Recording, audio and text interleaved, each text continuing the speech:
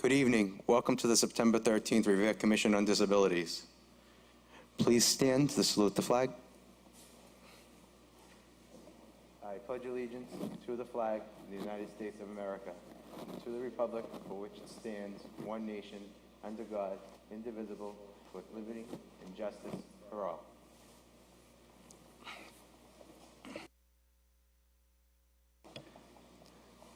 We can take a roll call of members. As you can see tonight, our moderator and abstain, Mr. Gravelisi, unfortunately couldn't make it, so I'm just going to pull double duty here tonight. So hopefully I can do as good a job as he usually does. Ralph DeChico, I am present. David Hesse, absent. Paul Mazzoni, absent. Brian Erciero, present.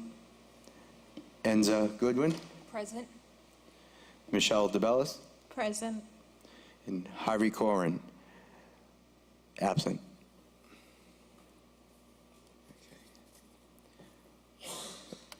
Okay, item number one on our agenda is just the Commission on Disabilities office hours reminder. As of last Friday, we had started our office hours, which were graciously donated by the Director of Veterans Affairs, Mark Silvestri. We have office hours from 8:30 to 12 o'clock in the Veterans Affairs office in the Legion Building downstairs in the back. So if anyone has any questions or concerns, they can feel free to come in, and you could also make an appointment with us if you would like, so that we will have a designated time for you to come in. But you could do that by calling the office, and the phone number again is 781-286-8267. So hopefully this is a start, and we will see if we can expand on that later on down the road, but at least we have some visibility for some of our citizens out there. We're in a place for you to come in to receive some information and have a one-on-one with us. The next item that I have on the agenda, it's something that I had put together in conjunction with the HR, the Commission on Disability. We have scheduled with Rita D'Annunzio to come and provide an overview presentation and training regarding Title I and Title II for our department heads and administration and members of our Commission on Disabilities. Mrs. D'Annunzio, she's the Assistant Director for the Communications and Policy at the Massachusetts Office of Disability in Boston. This is going to take place here in City Hall Council Chambers on Tuesday, September 19th from 10 to 1. The invitations have gone out to all the city department heads and administration that we are just waiting for everybody to reply. And I'd appreciate it if anybody is watching the department heads, if you can't make it, if you could please try and designate somebody from your department to please come to it. It's going to be very beneficial to you. I'm not sure if any members have any questions on this. Please, you can ask. And if any, I'm sure all the commission members have received the email, because I made sure Human Resources did send it out to you. So please welcome, you're welcome to come to that if available. I know the work schedule is tough. These are the hours that they gave us were 10 to 1, and they preferred to come in and do this training. They gave us a few days, and HR did a poll for the departments, and that seemed to be the best day to do it. The next item on the agenda was a walking audits with Julie Demaro, who's the City of Revere Healthy Living Coordinator in Revere on the Move Department. I've actually done one so far with her. It's a walking audit for a parent who has some visually impaired students that attend the Susan B. Anthony, that we wanted to make sure, you know, the safest route that they're taking to school, to see what we can do to make sure that it is safe for them, and make some suggestions, get some suggestions from them, and we offer some suggestions to them also.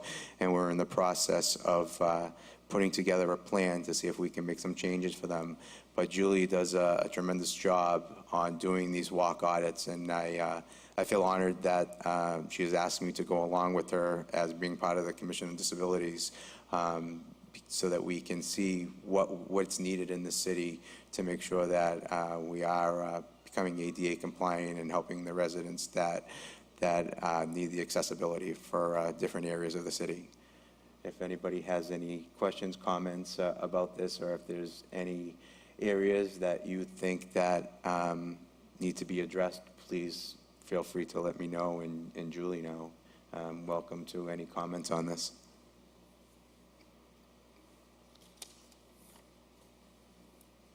Seems like we're moving along very quickly tonight, and it seems like I'm the only one that's talking. The next item I have on the agenda is the handicap signs throughout the city. I know this is a big issue. We do get a lot of requests for handicap signs.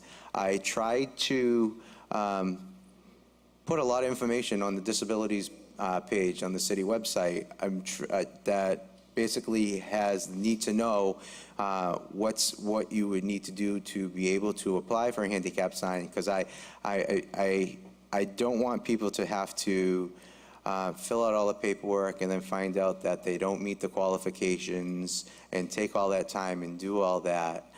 So I tried putting all the information on it under the facts. There's a need to know. There's rules for the accessible space program that need to be followed by our city ordinances.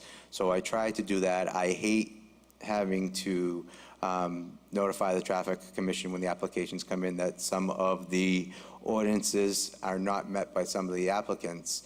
So please feel free to take a look at that website before you go ahead and download the application or fill it out, or please give us a call and ask us if you need any further information on the qualifications in order to get a handicap sign. The other issue that I know about the handicap signs is there are a lot of handicap signs out there that are probably no longer in use, whether it's to people moving or passing on, unfortunately, that we are trying our best to see that we can get those removed, because parking is at a premium in the city. What was supposed to be done by the city ordinances is handicap signs, when you fill out for a handicap sign and you're granted one, after a year that it has been put up and installed, a letter for a renewal of that sign is supposed to go out, and you're supposed to reapply so that we know that you are still in need of that sign, you're still at that residence. But that hasn't been done in years. But as of January 1st, when this commission was reestablished in the applications that have gone out, I am now tracking that, so that will be taking place going forth, and we are going to go back and work on the backlog of handicap signs that are out there. So don't be surprised if you get a letter or somebody comes knocking on your door to see if the sign is still being used, because we are finding some signs that are not being used, and we need to open up those spaces for people to park. And those signs were put up for the residents at that home. So if there is a sign there and it wasn't put up for you, and you do meet the requirements, then you could fill out an application, and then that sign would stay there. But I also need the assistance of any of the residents out there that know of any of the handicap signs that are no longer being used for who they were for, to please contact our office via email or dropping us a voicemail message. That we greatly appreciated. I'm not sure if any members have any comments on this or would like to chime in on that.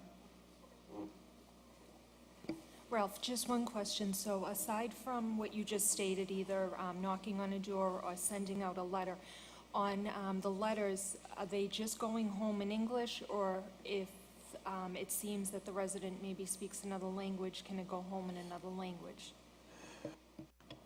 I know that I have asked I've asked to see if we could get our applications done in another language, so I've been still waiting for a response on that. So that is something that will need to be addressed too. And I believe somebody from Healthy Initiatives or one of the Active Living was working on making sure that when the yearly census go out this year, that there'll be the handicap survey that goes out that used to go out years ago. And that's one thing that I need to make sure that goes in our notes so that I will have it to follow up to see if that survey is being done. Because that will be one of the items that I want on there is, do you have a handicap plaque, a handicap sign in front of your residence? So that will help us find the handicap signs that are out there. Thank you for that. Anyone else? Now, finally, I can turn it over to one of my other commission members, and I'm going to turn it over to Enza Goodwin, who's going to give us the update of the city events for September. So for the month of September, we're pretty excited to announce that Special Olympics will be coming back beginning on Saturday, September 30th, and it will run through November 4th. We have 2 events that are going to be taking place at the Paul Revere School. The first event is our Young Athletes Program for ages 2 through 7. And it's a program that each week children are able to participate in and develop skills in different sports. The second program is a soccer program for ages 5 through 15 that will also take place at the Paul Revere School. The first program is from 11 a.m. to 11:45, and the second is 11:45 to 12:45. We've been very fortunate that we have received donations from Sergio and Colleen Reyes from CrossFit. We have received T-shirt donations for our soccer program through Counselor Keefe, and also Counselor Patch has made a monetary donation. We are still in need of donations, so if there's anybody out there watching and would be willing to make a donation, we would appreciate it. We're also still looking for volunteers. Our other program that is still up and running is our weekly Monday night drop and stay play group. It takes place at the Revere Rec for children with special needs and their parents. Cost is only $5, and that includes a snack and a drink, and siblings are welcome to join in. And finally, next week, next Wednesday, September 20th, Revere CPAC will hold its first meeting of the new school year. We are encouraging parents to attend if possible. It is at 6 p.m. at the Revere League for Special Needs. So moving forward, I think the message that we have is to volunteer and get involved in any way possible. And thank you to all that have been doing that.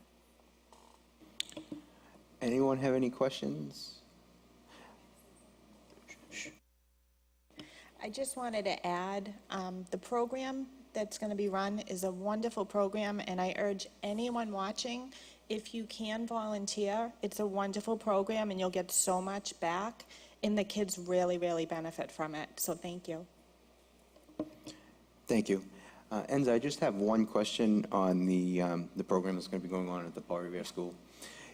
Do we know if the school building is the hours of the school building is going to be open? Is it just going to be open for the indoor, or is it going to be, do we have that down pat yet? So as far as I know, the Young Athletes Program will take place inside in the gymnasium. And I believe we have access to the school beginning at 10:30 a.m. The soccer program is slated to take place outside in the field. I believe the school will still be open until 1 p.m., but I think that'll be solely for using the bathroom. Otherwise, kids will be outside as well as parents and volunteers. That's as far as I know. And of course, if it's raining or very cold, then we'll move it inside. Thank you. And I don't know if you had a chance to go by the field out there. Matarelli Landscaping did an unbelievable job down there, cleaning everything around the fencing, the trees. They installed 2 new benches for the children to sit down. So accolades to Mark Matarelli and his crew. They did an unbelievable job cleaning down there, and they sprayed some new grass. So hopefully we can get it. I hate to say it, people are going to say, no, we don't need it, but a little bit of rain to help that grow. So, but it looks tremendous down there. Anyone else have anything on that? This sounds like a very, very good program, very wholesome, and I'm actually happy about this. So definitely has my support. This is really good. And I should have did it at the beginning, but I wanted to welcome Brian back. I'm glad that you're feeling better, and then you're back here with us. You were missed. Thank you. I appreciate the support from every member on the commission, especially for welcoming me back. It's been a while. Had some health-related issues, but I'm in tip-top shape now, and I'm glad to be back. Thank you. Okay. Item number 6 is just a communication carryover from last month. It's just basically just a reminder that received communication from a Revere resident that had an outside electric chairlift that he's willing to donate. This is a very expensive piece of equipment, and it's in great working condition, and he still has it installed so that it can be demonstrated and shown that it is in great working condition. If you'd like any further information or are interested, please contact the Disabilities Office at 781-286-8267 and leave us your name and number, and I will put you in contact with the resident. And we also have some pictures that we can show you in case you missed the last meeting, and I can email that to you. Just send us an email at the Disabilities Commission email address, which is disabilities@revere.org, or you can email me directly at rdechico@revere.org and let me know that you're interested. I'd hate to see that somebody that's in need doesn't take advantage of this. It is a great piece of equipment. It's very expensive if you would need to go out and purchase it. As for the next item, item number 7 is old business that we have. It's to revisit on how it's working out with Commission member Harvey Corwin calling in or him calling in after 2 to 3 months, as we agreed upon at our May meeting. I'll open this up to if anybody has any comments or concerns. And So I know that I haven't spoken to Javi. I wish him well, and I hope he's feeling okay. Has anyone spoken to him? Do we know? I have tried reaching out several times. I've left messages. I haven't heard back. I left a message that our meeting last month, that if he could call in, or I would call him. Would be the best time to reach him. I didn't hear back last month. I also had contacted him as soon as we got the announcement from the city that we had to change this meeting, and left him a message and for him to please call me back and let me know that he received the message. But I didn't get any response. And I also had contacted him on Monday as a reminder for this meeting tonight, and asked for a call back but did not get one, and then also tried today. But at the voicemail, I'm not sure if it's still the same number because it didn't say anything. I know Mr. Mazzoni had tried reaching out to him maybe a month ago, but wasn't able to talk to him either. But at this point, there hasn't been any communication. Anyone else have any questions on that? What should our next steps be? I mean, it's a little difficult what without will- Joe being here. Yeah, what we're going to do is as we said, we were going to revisit it in 2 to 3 months. So we revisited it now, and we'll just carry it over now till the next month's meeting, and then we'll see what we go from there. And now that we have it, as we revisited it at our meeting, maybe either Javi or somebody from his family will see this, and they will reach out to us.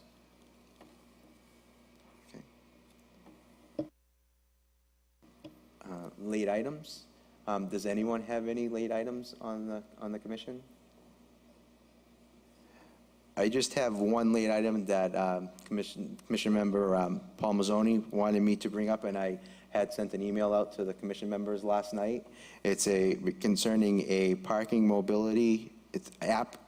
And what it is it's a way of residents to be able to report handicap signage and parking space abuse. That it's an application that can be downloaded onto your phone. And what he wanted us to try and do as a commission is see by the next meeting if we can all take a look at it, investigate it online. And I gave you all that website, which was www.parkingmobility.com in the email. I also had sent that company an email, like I stated in the email that I sent you, asking for some information from them. And as soon as I do get that, I will share that with you. Is this an app where you can actually apply for a handicap sign? No, what this app is, I guess it started as a grassroots campaign to, a way for people to report when the handicap spaces are being abused by people who don't have a handicap placard or a handicap plate.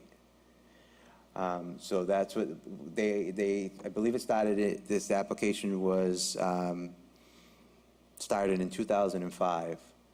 So I'm got to try and get some more information. That's why he wanted us to take it, so we could all take a look at it and then see if we can all find some information on it and put it on the agenda for next month's meeting to see what we can come up with. And hopefully I'll get some information because I emailed it to them, but this way we can all take a look at it and see what we think on it. Yeah, that sounds like a really good idea because since somewhat of the progression of my disease, I've noticed that it's actually easier to park a little closer to your destination because if I park far away, sometimes I get that drop foot in my leg and it gets a little hard. So I'm going to have to be applying for a handicap license myself soon. And yeah, a lot of people do abuse that, and there are individuals out there that really need it. So yeah. Yeah, there is a lot of abuse on it, but there's also a lot of people that don't know the exact laws about the handicap placard. One thing is you can't drop somebody off at the doorway if you have a handicap placard and then go park the vehicle. If you're not the person that the placard is for, that placard can get taken away and you can get a fine for it. So the person that placard is for has to be in that vehicle at all times, whether you drop them off at the door and you took the turn to park at say Market Basket. There are a lot of things that some people don't know about. So that's one thing that needs to be put out there.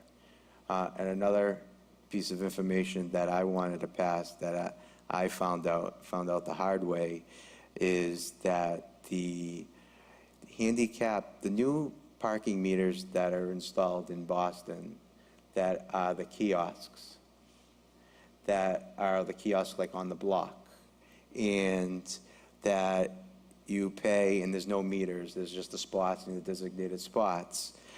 For some reason, and I got this, was speaking with Jeff Dugan from the Commission on Disabilities in Boston yesterday. For some reason, there's a lot of problems, and I'm thinking maybe Boston and other communities feel that handicap plates and handicap placards are not exempt from those spots, whereas the regular meters were. So they feel that they can issue tickets. And the ADA's feeling on this is it should still be exempt on it. The government, city agencies' feeling is that it would have had to be written in when the new meters went in, that if you wanted exempt. And on the other side, the ADA is saying when that was written in, it said parking meters. It didn't specifically say that coin-operated parking meters. So there is a lot of there's a lot of back and forth on that now. So I just wanted to let people be aware of it, in case sometimes I'm not sure if they are actually issuing tickets or what's going on that. So that's just a little piece of information that I wanted to pass out. Anyone else have any questions on that, or anybody else have any anything that they wanted to add? Okay. And we have an open forum, but I don't think we have any questions from anyone, unless your daughter wants to ask anything. Okay. Okay.